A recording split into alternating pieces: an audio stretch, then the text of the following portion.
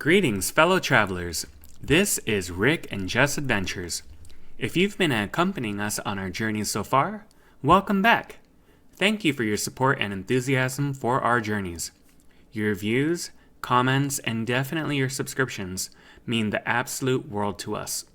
For those just joining us, let's swiftly catch you up. This travel guide is from a multi-country Southern Africa vacation. In the preceding episodes, we delved into the wonders of the Okavango Delta, experienced the grandeur of Victoria Falls, and then we went to marvel at the natural wonders of Namibia. For this installment, it's time to set our sights on a new horizon, the captivating city of Cape Town. Prepare to be enchanted as we dive into the allure of this mesmerizing destination, where majestic landscapes converge with a storied cultural heritage. From sweeping vistas to immersive historical sites, Cape Town promises a tapestry of experiences waiting to be unraveled. So, fellow adventurers, fasten your seatbelts as we embark on an exhilarating exploration of Cape Town and its surrounding wonders. The journey ahead is bound to be nothing short of extraordinary. Now, to get to Cape Town from Walvis Bay, we took a 2-hour direct flight with Airlink. For entry requirements, at the time of our visit, tourist visas were not required for U.S. citizens for visits fewer than 90 days. Passports must have at least 30 days validity remaining beyond the planned date of departure. Also, the passport needs to have 2 consecutive empty pages per entry. Finally, if you are traveling from or transiting through a World Health Organization designated yellow fever country, it is required to have a yellow fever vaccination. In just 4 nights, our Cape Town agenda was ambitious. Our dream itinerary included visiting Table Mountain, Robben Island, Boulder's Beach, Cape Point, Cape Agulhas, Stony Point Nature Reserve, Franschhoek wineries, and thrilling adventures like shark diving and whale watching. To execute this plan seamlessly, we opted for a rental car, ensuring flexibility and efficiency. Unlike Namibia, where a 4x4 vehicle is recommended for traversing gravel roads, none of the destinations or activities mentioned in our itinerary required such a specialized vehicle. The roads to our destinations were all well-maintained asphalt roads, making it suitable for standard vehicles. In our case, we opted for a Nissan Almera and found it perfectly suited to our needs, providing comfort and reliability throughout the journey. If you're journeying from the United States to South Africa, it is crucial to note that driving is conducted on the left side of the road, a tradition inherited from being a former British colony. Now, a final preparation tip. If you are going to rely on your phone for GPS navigation, for added peace of mind, you can preemptively download a map of the region for offline usage, ensuring uninterrupted guidance throughout your journey. It should be noted that during our entire trip, cell phone coverage was not an issue. Returning to our arrival in Cape Town, our direct flight touched down around 6:30 p.m., pleasantly ahead of schedule by about 30 minutes. The process of retrieving our luggage and navigating through the airport proved swift and efficient. Before leaving the airport, I'd like to make a quick stop at an ATM to ensure I have some local currency. At the time of our visit, $1 US equaled about 19 Rand. After this quick pit stop, we were able to easily make our way to Avis, where we swiftly collected our rental car. A short and smooth 20-minute drive ensued, whisking us away to our accommodations, the Victoria and Alfred Hotel, nestled conveniently on the Victoria and Alfred waterfront. As with any hotel booking, we like to research its reviews, location, and room pictures before making our selection. One resource to do this research is TripAdvisor. A major selling point for us was that this hotel was conveniently located on the Victoria and Alfred waterfront, near outstanding restaurants and shopping. Before getting to our hotel experience, let's address a crucial aspect of vacation planning: ensuring that you have the right travel adapters. It's a routine task, but one that can make or break your trip's convenience. For most destinations, a universal travel adapter is sufficient, but for our journey to Cape Town, it's essential to note that they primarily use Type M plugs. Other possibilities for Cape Town include Type D and Type N. Typically, these plugs are not covered by universal adapters. To stay ahead of the game, I prefer to be extra prepared. In addition to packing a universal travel adapter, I make sure to include at least one country-specific adapter to cover all bases. This simple step ensures seamless connectivity throughout our adventures in Cape Town, allowing us to focus on the incredible experiences awaiting us. If you're staying at the Victoria and Alfred Hotel, it is important to note that this hotel conveniently has USB connections as well. Now take a look at a video of our room. On the move once again, we are in our final destination of our epic African adventure, Cape Town, South Africa. We are standing here in the bathroom of the Victoria and Alfred Hotel on the famous Victoria and Alfred waterfront here in Cape Town. Let's take a look at the rest of the room. As you can see, we have double vanities, shower, bathtub, and over here we actually have a little toilet room with its very own, very cute little sink. Coming on this way down this nice wide open hall, we have our standard storage. But then you can see we move into this incredibly spacious room. It has all the standard amenities that you would look for in a nice hotel. Big bed, seating area. But the main reason that we chose this property is its location. Not just the waterfront and everything to do there, but the view. So it is nighttime here in Cape Town, but you can see that we overlook the harbor. Beautiful view. And during the daytime, Table Mountain will tower over us to our right. The next day, our original agenda involved an early rise and drive to Klein Bay for an unforgettable adventure of shark diving and whale watching. However, our plans hit a snag as strong winds led to the cancellation of the afternoon whale watching tour. Fortunately, we had foreseen the unpredictable nature of weather on such tours and crafted our itinerary with flexibility in mind. Consequently, we swiftly rescheduled both the shark diving and whale watching for the following day. If these activities are non-negotiable on your travel list, it's advisable to book them at the outset of your vacation. This planning foresight ensures you have backup days available in case weather conditions interfere with your plans, ensuring a smoother experience overall. In the event that weather threw us a curveball, our backup plans for the day would revolve around one of our all-time favorite creatures, the penguin. As a penguin enthusiast, I eagerly anticipated the chance to witness these charming birds in their natural habitat. South Africa offers incredible locations for penguin watching, and our adventure led us to two unforgettable places, Stony Point and Boulder's Beach.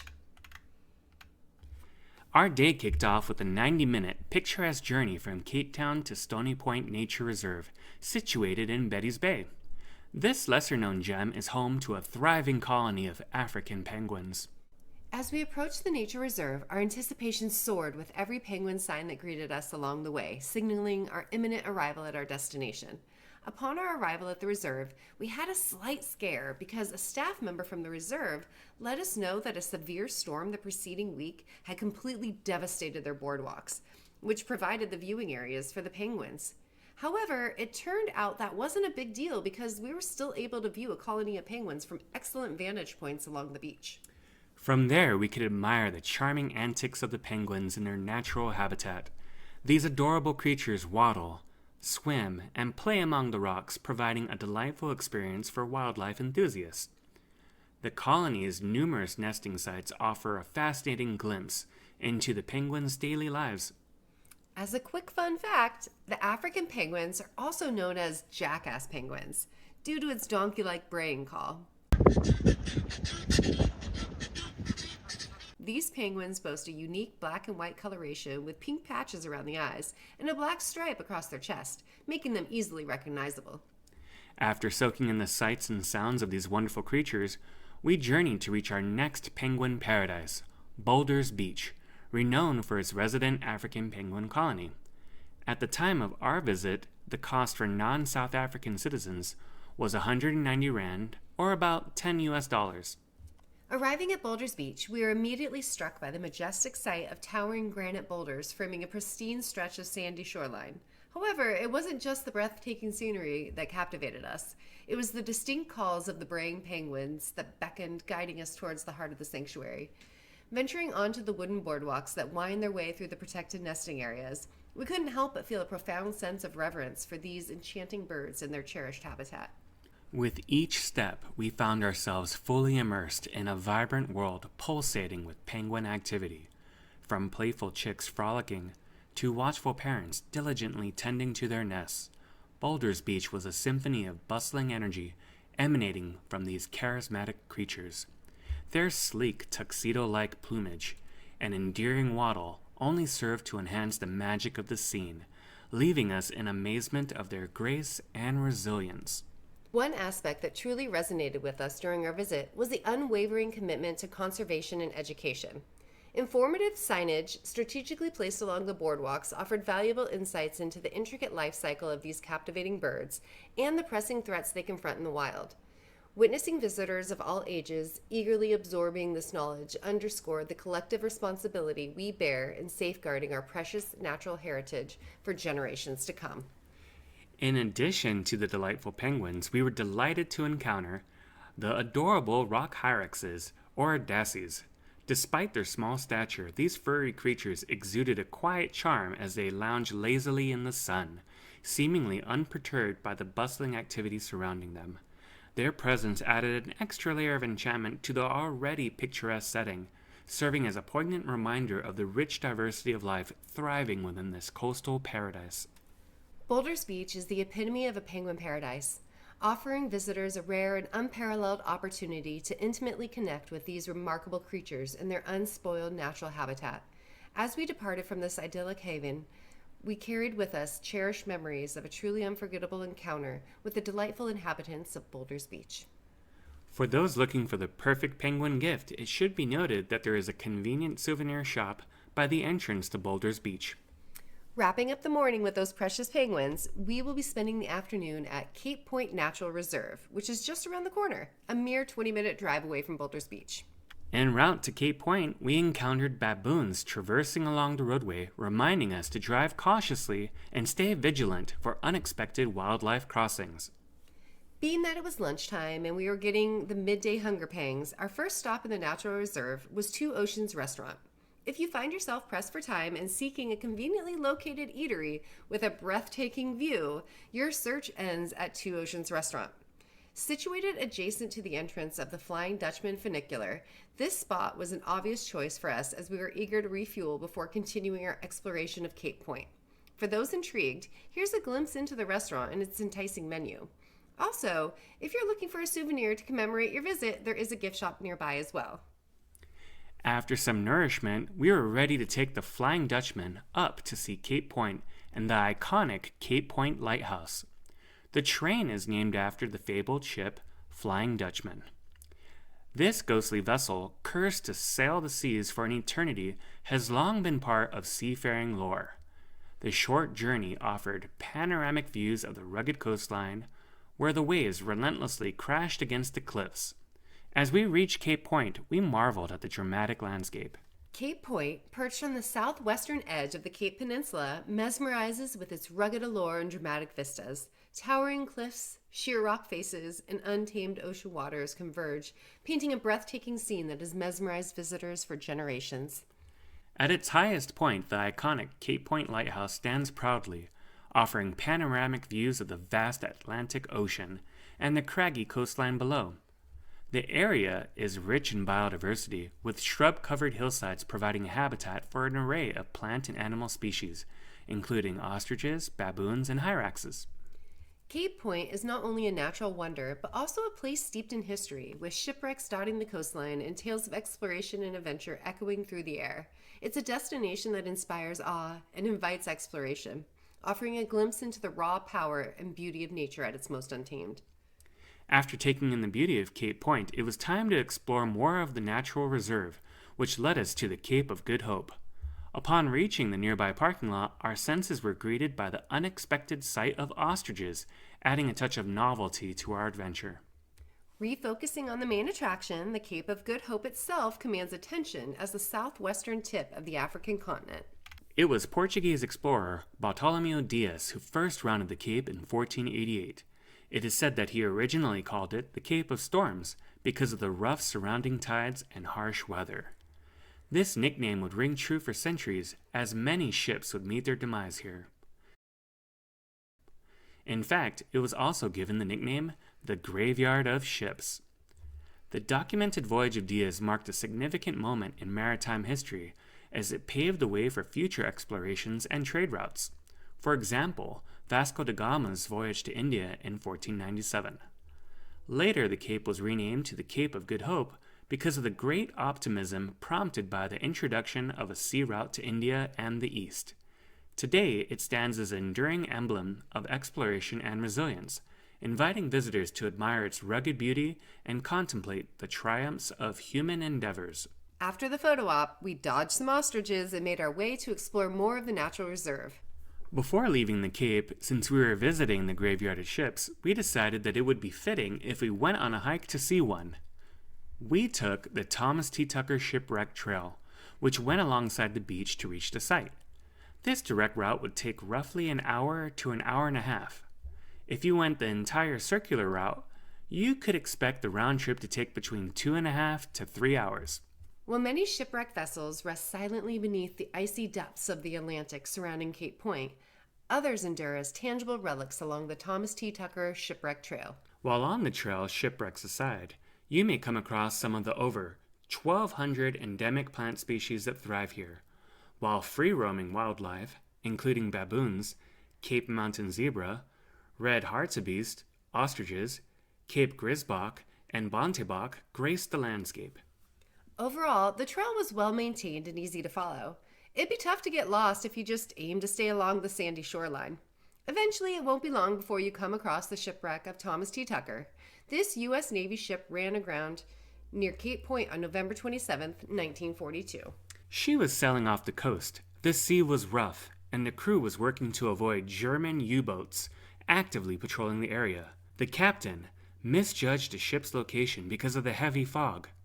The remnants of the ship stood as a solemn reminder of the dangers sailors have faced here for centuries. Feeling accomplished at completing our mission to find the shipwreck, we backtracked and headed back to the car where it was about time for the natural reserve to close. On your way back to Cape Town, about an hour's drive, there is one more danger that you must be vigilant to avoid. The horrendous golfers! After walking for miles punctuated with disappointments, you may come across one that is teed off. Back at our hotel, let's dive into the culinary delights awaiting at the Victoria and Alfred waterfront. This bustling area boasts a plethora of top-notch dining establishments, with two standout mentions being Harbour House and Belthazar. Harbour House specializes in seafood, offering a tantalizing array of oceanic delights. We kicked off our meal with a divine selection of oysters, followed by Jessica's rave-worthy choice of miso marin sea bass, delicately marinated and served with a coconut-infused risotto and braised bok choy. Meanwhile, I enjoyed the Loch Duart salmon, lovingly also prepared with a miso marin blend and accompanied by sushi rice, arancini, and a zesty wasabi aioli. At Belthazar, a unique dining experience awaited us as we perused the freshest seafood and meats before making our selections.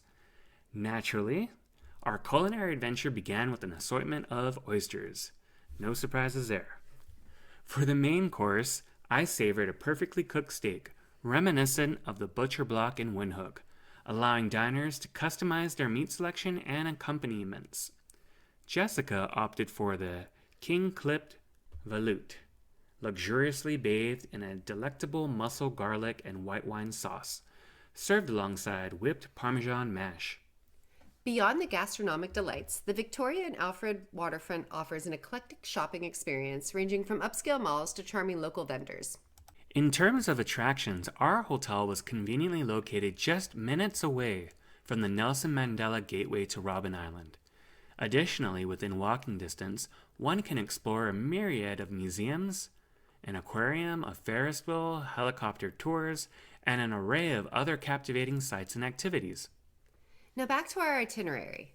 It appears that the stars aligned and the weather forecast was ideal for the shark dive and whale watching combo tour, which was scheduled to begin at 10 a.m. For the shark diving activity, we selected the White Shark Diving Company. Since we are doing a self-drive, that would be about a 2-hour drive from our hotel to the White Shark Diving Company in Klein Bay. However, it should be noted that the dive company offers transportation, which, at the time of our booking, was about an additional $40 per person. In terms of excursion costs for the full day combo tour, it was about 3,550 Rand, or about $185 per adult. For children ages 5 to 12, it was 2,450 Rand, or about $128 per child. Now for some excursion preparation. Since I have experienced seasickness in the past, I was advised to take seasickness medication the night before and again 2 hours prior to the trip. Specifically, I took Dramamine. However, for any medical advice, you should always consult with your physician. Jessica, on the other hand, was not concerned and did not take any motion sickness medication. Dum dum dum. In terms of preparation, we were told to bring swimwear, which would be worn underneath the wetsuit, as well as a warm jacket, sunscreen, a towel, and sunglasses. In addition to these items, we brought our GoPro. Also, it was recommended that we arrived wearing the swimsuit under our regular clothing for the convenience of changing into the wetsuit easily when we were on board the boat. The diving company would be providing all the other necessary equipment, wetsuit, masks, etc. The duration of the shark diving activity would be 4 to 5 hours. On the drive there, just like the penguins, the anticipation kept building as signs for the whales and shark diving were popping up along the roadways. Just as planned, we arrived at the diving company in about 2 hours. After checking in, the experience began with a light breakfast and coffee. After eating, we received a safety briefing. After receiving the do's and don'ts, like it's never a good idea to reach outside of the cage, we were ready to set sail from the coastal town of Clyde Bay. It should be noted that great white shark sightings are not as common as they used to be. For example, for the months prior to our trip, they estimated to have seen 5 to 6 different great white sharks. With that being said, the area where we anchor is around Dyer Island and Geyser Rock, which is a short 8.5 kilometers away. The area between these islands is known as Shark Alley due to the large number of sharks that circle the channel. They are attracted to this channel because of the constant food source supplied by the nearby 60,000 plus Cape Fur seal colony. Upon reaching Shark's Alley, once the anchor was lowered, the crew swiftly worked on positioning the cage alongside the boat. At this point, we were given the green light to change into our wetsuits. With the wetsuits snugly fitted and weights secured, we were ready to immerse ourselves in the ocean. These wetsuits, designed to provide both buoyancy and insulation, were indispensable for ensuring comfort and warmth in the brisk Atlantic waters. Meanwhile, the weights we carried allow us to descend below the surface to the bottom of the cage, affording us an intimate view of these majestic creatures. Typically, around 4 to 5 individuals entered the cage at a time during our excursion, with the minimum participant age requirement set at 8 years old. Each diving session lasted approximately 20 minutes, ensuring ample time for observation. Over the course of our journey, we accommodated about 3 different groups, each eager to experience this exhilarating activity. The company's aim was to offer each guest a comparable diving encounter, ensuring everyone had the opportunity to witness these fascinating predators.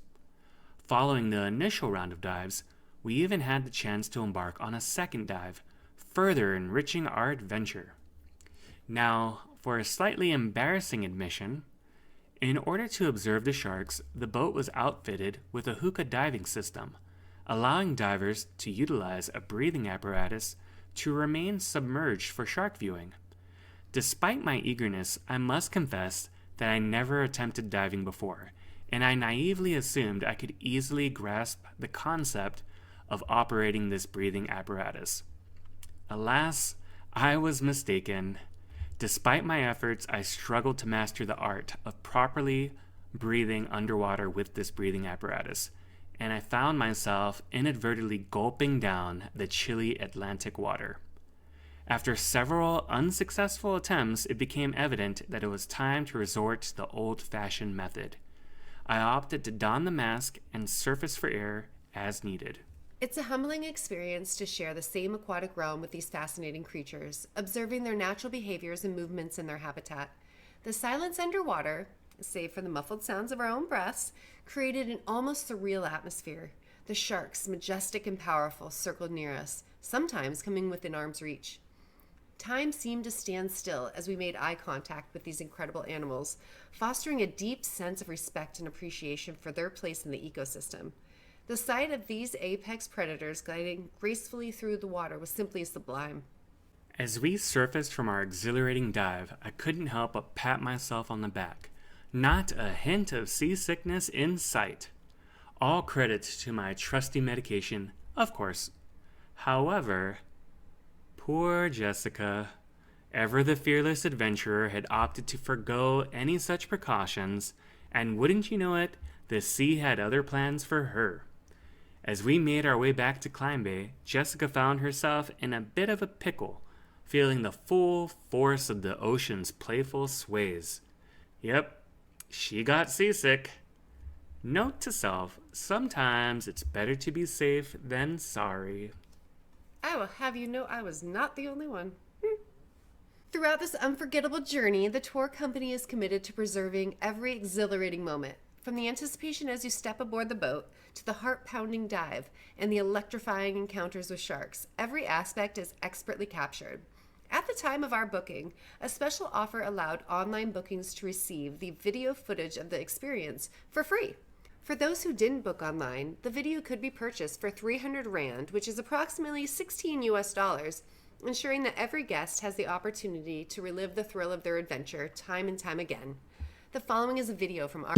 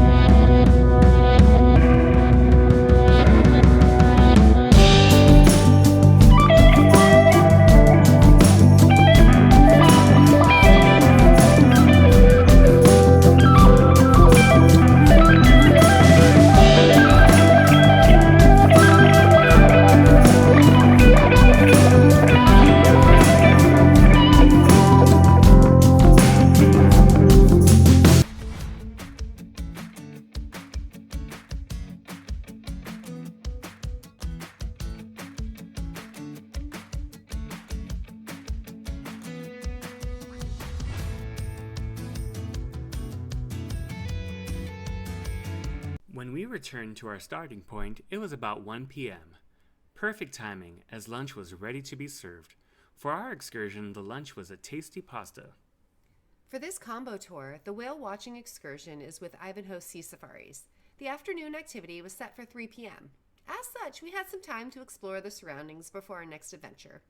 With this bonus time, we ended up visiting the nearby African Penguin and Seabird Sanctuary, which is about a 3-minute drive away. While there is no cost to visit the sanctuary, every donation certainly helps this noble cause. This facility is a world-class marine bird rehabilitation center that has been set up to assist the endangered African penguin, primarily working with the colony of Dyer Island, an important bird area where the species has declined dramatically by almost 90% in the last 30 years. This means the African penguin could be extinct within a decade without active intervention. The rescue, rehabilitation, and release of every single penguin in distress makes a crucial contribution to the conservation of the species. The sanctuary is open daily to the public from 9 a.m. to 4 p.m. each day, with a feeding time that can be viewed at 3 p.m. After taking some time to observe and learn more about these fascinating birds, it was time to head over to Ivanhoe Sea Safaris, which is about a 6-minute drive from the sanctuary. What makes Ivanhoe Sea Safaris unique is that they are the only operator that launches from Gans Bay and have wells immediately right on their doorstep. The Ivanhoe is a 42-foot catamaran, which was specifically designed and custom built for whale watching. Their extensive experience gained from over 8,000 close encounters with the majestic southern right whales was their inspiration for the design of the Ivanhoe. The most experienced whale skipper in South Africa specifically designed the Ivanhoe to provide an exceptionally safe and stable vessel from which to view Hermanus whales. While the Ivanhoe is capable of carrying 40 passengers comfortably, for the indulgence of their guests, they limit passengers to 25 for every trip.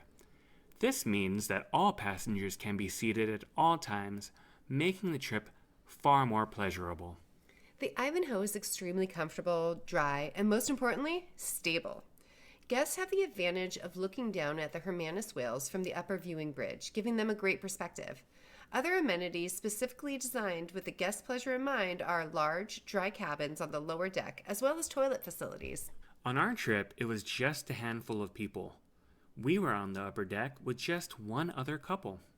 It should be noted that South Africa's whale season usually spans from June to November. The prime months are typically between August and October. Going back to our experience, when we arrived at Ivanhoe Sea Safaris, we checked in with the staff, and it wasn't long before the boat was ready for boarding. Since the boat wasn't at capacity, the guests needed to be evenly distributed to allocate the weight. After clearing the picturesque harbor, we were immediately spotting whales.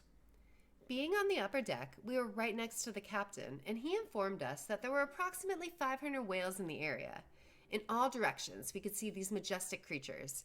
There's something to be said about seeing these massive mammals breaching and swimming nearby. It really takes your breath away.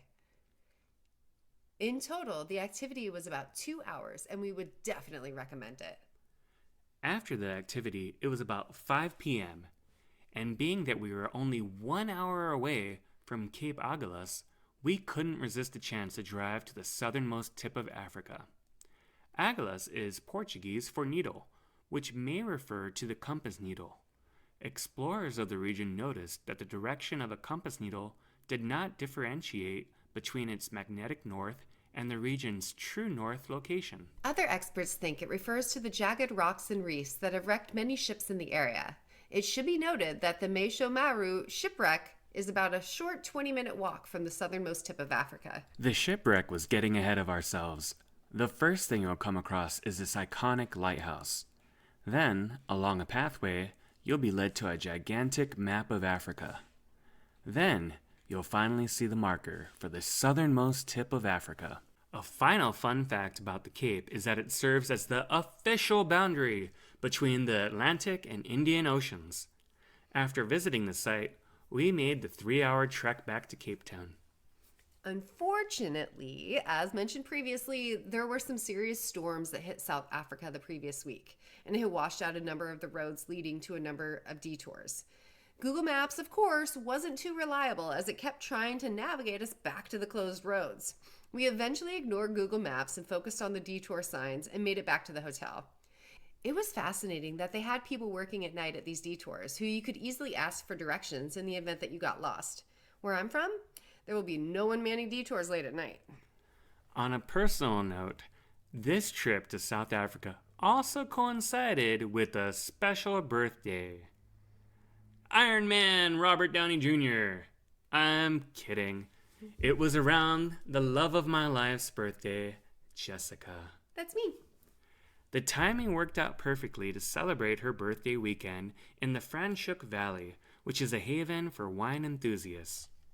The valley has a rich history dating back to the late 17th century when French Huguenot refugees brought their winemaking expertise to the region. This heritage is proudly preserved by the winemakers, and you can sense it in the quality of the wines produced here. A delightful and stress-free way to explore its wineries is to take the Franschhoek wine tram. With its vintage trams and open-air wine buses, there are 5 different options that will transport visitors to picturesque winery stops. With so many good options, it was tough to settle on a tram line and the particular winery stops.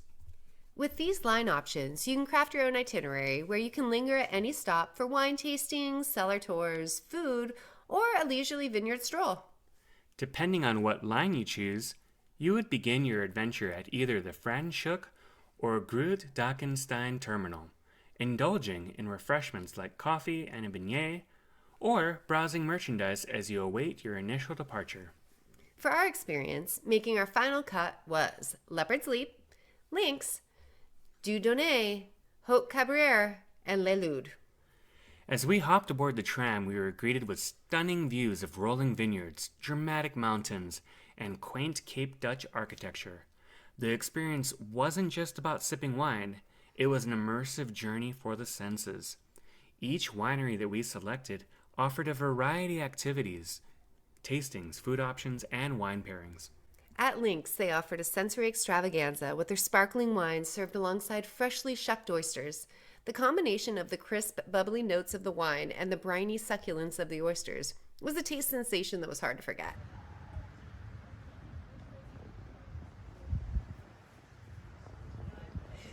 We are in the Franschhoek region of South Africa, which is a beautiful wine country influenced by the French and their occupation of the area. We are here at Lynx Winery and we are about to do a wine oyster pairing. So, the first one I have here is the rosé, I believe. The order it goes, you take a sip, you eat the oyster, and then you take a sip after, and it's supposed to really accentuate the flavors.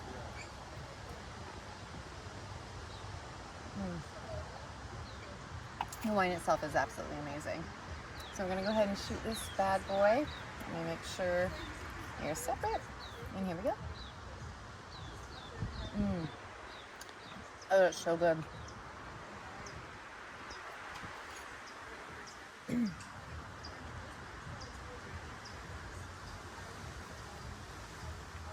That is amazing. Dieudonné took us on a sweet adventure, pairing wine with chocolates that left our taste buds dancing with joy.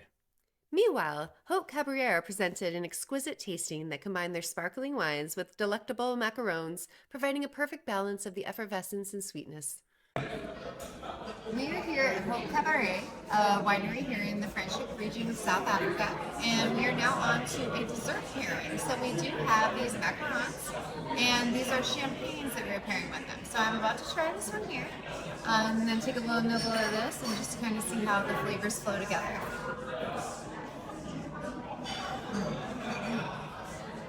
It's good.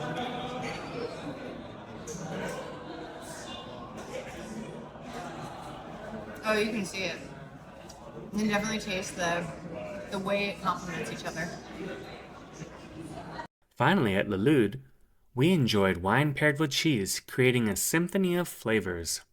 Aside from the wine pairings, there were other experiences that you could try, like wine blending, sabrage, and various winery tour options. In terms of timing, our hotel pickup was at 8:15 a.m., allowing us to enjoy a leisurely breakfast. The ride to the tram terminal was about an hour. Upon check-in at the terminal, we received the day's timetable for all the trams and buses. Our specific line, the original Brill tram, commenced its first departure at 9:30 a.m. It's worth mentioning that our schedule was unique. This specific line was only offered because the original selection, the Pink Line, was impacted by recent storms in the area prior to our trip. Back to the schedule. The final pickup at the last winery is at 4:49 p.m. As mentioned earlier, we had arrangements with the Franschhoek Wine Tram to book a driver to pick us up at the Franschhoek terminal at 5 p.m. And they returned us to the hotel by approximately 6 p.m. At the time of our visit, the tram experience was about $15 per person or 280 Rand. The transportation cost to and from Cape Town was about $30 or 700 Rand per person.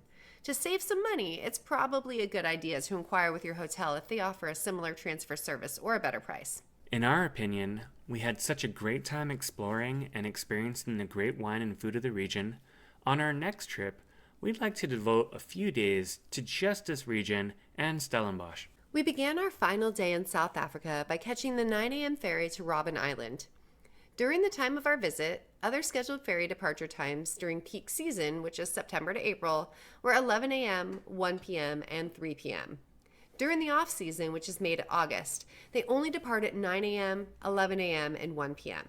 For non-South Africans, this tour was 600 Rand or $32 for adults and 310 Rand or about $16.50 for children through age 17. The tour takes about 3.5 hours, including the ferry trip to and from the island.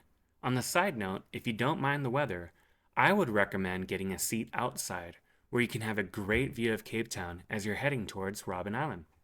When you arrive at Robben Island, you will disembark at Murray's Bay Harbour, situated on the east coast of the island, and take a short walk to the buses that will transport you to all the historical sites on the island. The prison tour will be conducted by a Robben Island tour guide.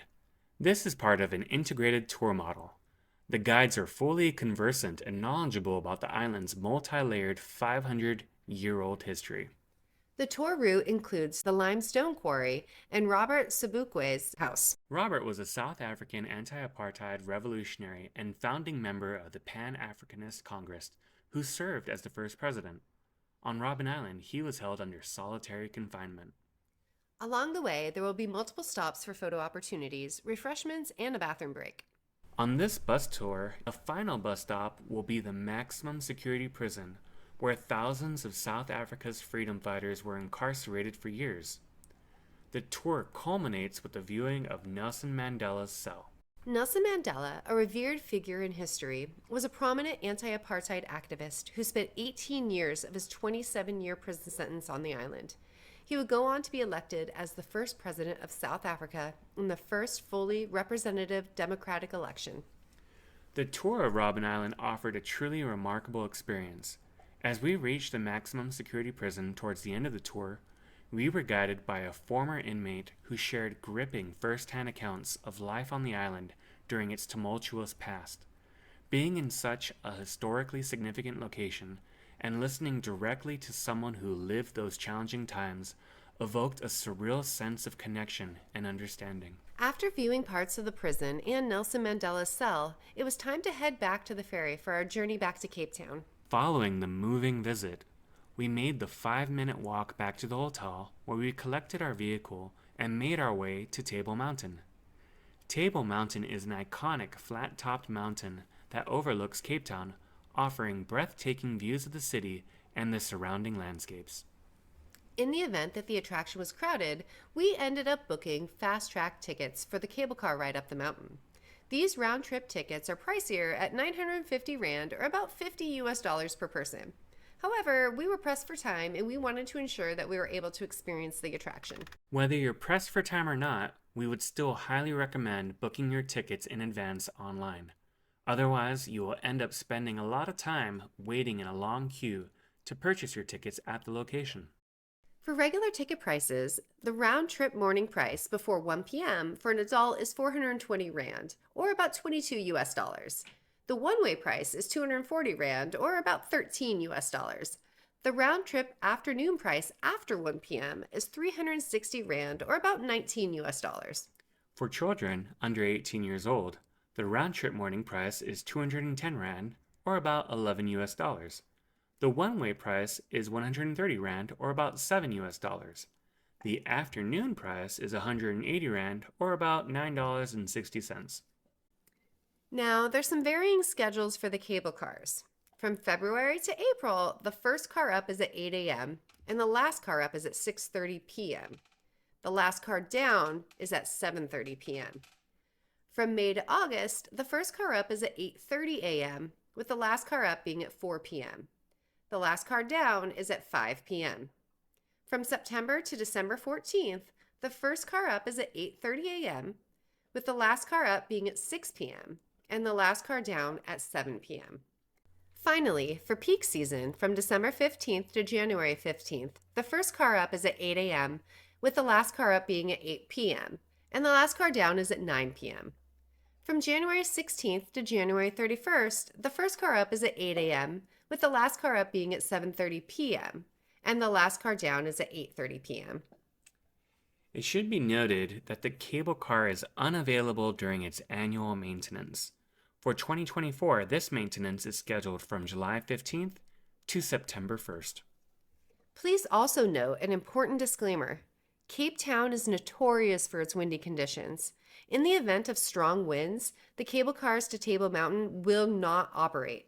To accommodate this unpredictable weather, your tickets are valid for a week from purchase. Remember, you must either use your ticket or request a refund within the 7-day period. Considering the potential impact of weather on your plans, especially if visiting Table Mountain is a priority, it's advisable to schedule this activity early in your trip. This allows flexibility to adjust your itinerary accordingly. Additionally, it is worth noting that afternoons typically experience stronger wind gusts, so your best chances of a smooth ascent are in the morning hours.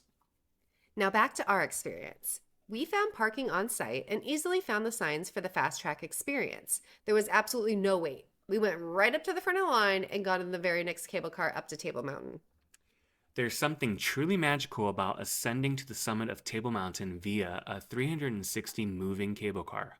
As the sleek carriages effortlessly climb the rugged cliffs, anticipation builds with each passing moment. The journey is not just about reaching the peak, it's an adventure in itself. The climb up 3,501 feet, or 1,067 meters, took about 5 minutes.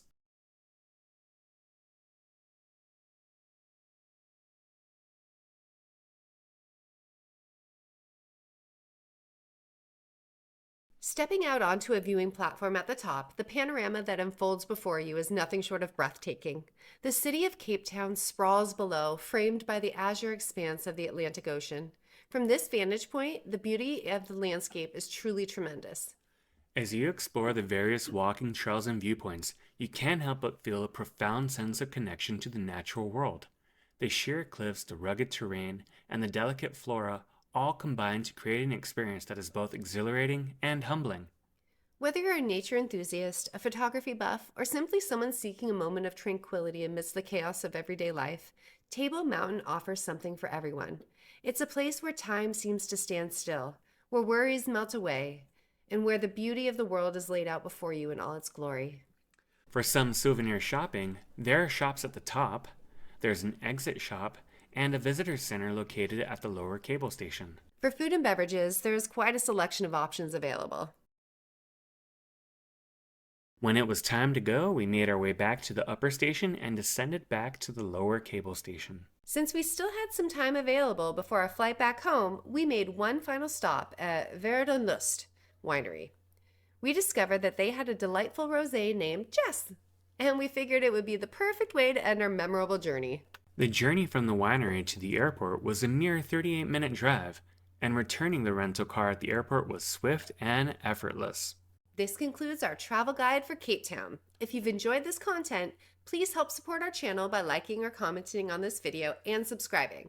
Also, please stay tuned for our upcoming episodes in the Middle East, which will feature stops in Israel, Jordan, and Egypt.